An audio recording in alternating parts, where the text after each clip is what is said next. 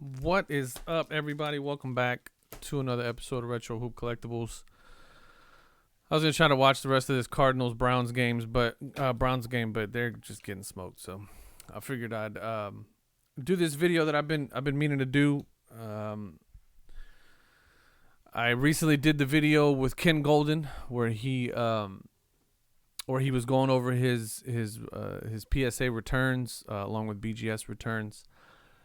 And it kind of brought this idea into my head where, lately I've really been thinking a lot about the different grading companies and what each company offers and things like that. And one of the things that's really standing out to me as being something that is very important to have going forward, regardless of where the grading industry goes or who comes out on top at the end of all of this.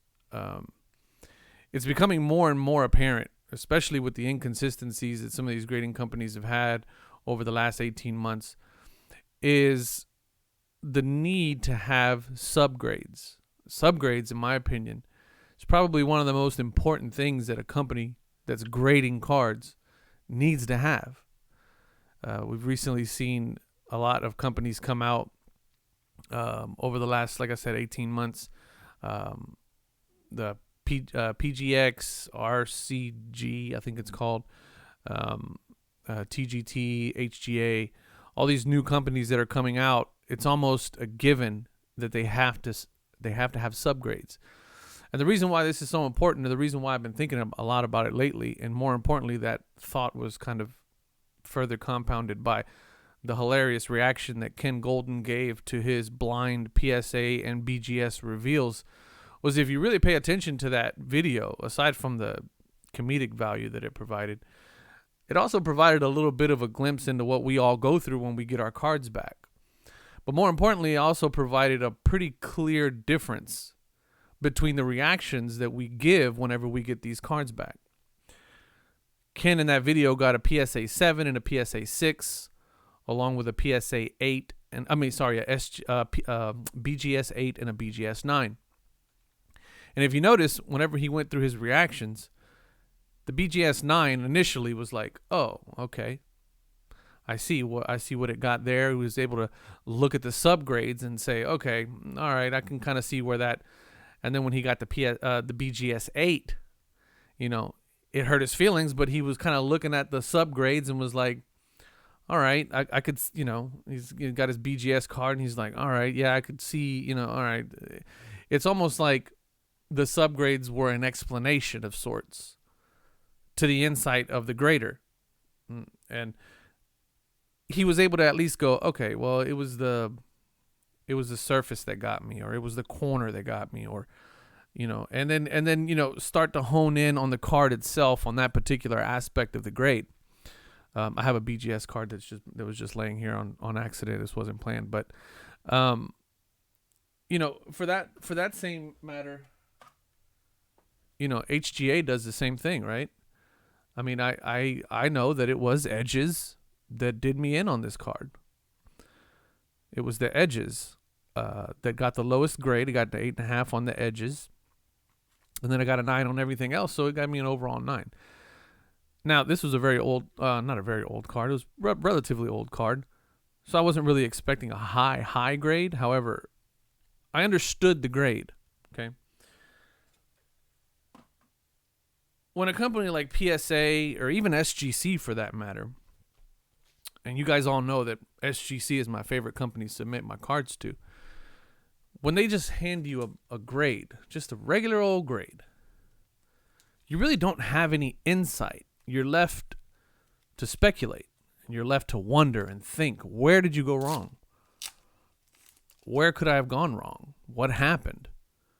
How much of this grade was affected by what aspect of the card?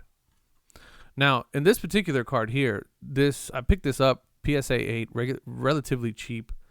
And one of the things that I see on this card is there's a little bit of edge issue. There's an edge, little edge ding right here, a very small one, 2 of them right next to each other. And the question is okay, did that edge Is that what knocked it all the way down to an 8? That one little divot? Or not, it's not even a divot. It's like it's almost like the print or something. I don't know. But there's an edge issue on this card. Other than that, this card is pretty flawless. Some can argue that might be a little centering issues, but again, I'm speculating. I have no clue because of the absence of subgrades. Now, obviously, PSA is pretty set in their ways. I have no expectation for PSA to change their labels to include subgrades and things like that. But for that matter,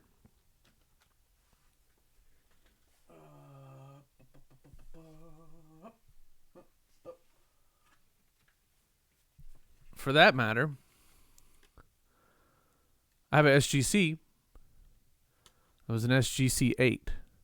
Now, I made a deal with my boy Peter on this card. Shout out to my guy Peter. Y'all check him out, Dream Collector on YouTube. And we both looked at this card initially and said, you know what? This is probably not going to do that well. It's got a little ding right here up at the top. Okay. That's a pretty gnarly ding. It seems to be decently centered. But then again, because there is no subgrades here, I don't know if this ding is the real reason why it went all the way down to an 8. Okay. If I had subgrades, there'd be a little bit more of an explanation, and I'd potentially be able to make the pill a little easier to swallow. But we don't know because there's no subgrades. Now, the only saving grace for SGC that I would say is that they do offer half grades. Half grades I'm going to leave for another video. But I just really wanted to stress the importance of subgrades and how I feel like subgrades are a really intricate part or a really integral part into these companies becoming more and more transparent. Okay. And of course, you got the complete other side of the spectrum where the level of transparency is through the roof. And that's with TGT, where they actually give you a full-blown report, and it's on a registry. They'll give you a full-blown report as to what they saw when they graded your card. That's the ultimate in transparency. But this, subgrades, that's a damn good start. And again, HGA went through that, where they gave us subgrades, and I think that's the only other company. I know CGS.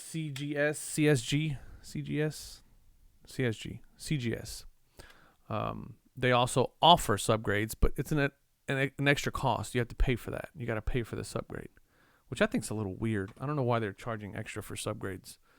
And to be honest with you, I really don't know why SGC can't do subgrades and why PSA can't do subgrades. I would imagine that each one of those aspects, centering, corners, edges, and surface, they get their own individual grades, especially if PSA is moving towards Genamint, which I'm assuming is grading on those 4 different levels as well. I'm not sure why it wouldn't be beneficial to them to start adding subgrades. I really think subgrades are kind of one of the more, unsung heroes of the hobby when it comes to grading, at least. Because I really would like to know, if you get a BGS and it comes out of BGS 9, and then you can look at and see that the surface was the culprit. And if you take a look at it under a microscope and say, you know what, that surface is not that bad, then it goes towards deciding whether or not you want to crack and resub it. But at the same time, each company is doing their own thing. Again, I say this fully knowing that it's a mark against SGC, which is my favorite grading company. But then at the same time, you guys know that I do have my favorites. However, I don't hold much of a bias. But anyway, it's just something that I was thinking about as I was going over, as I was watching that video.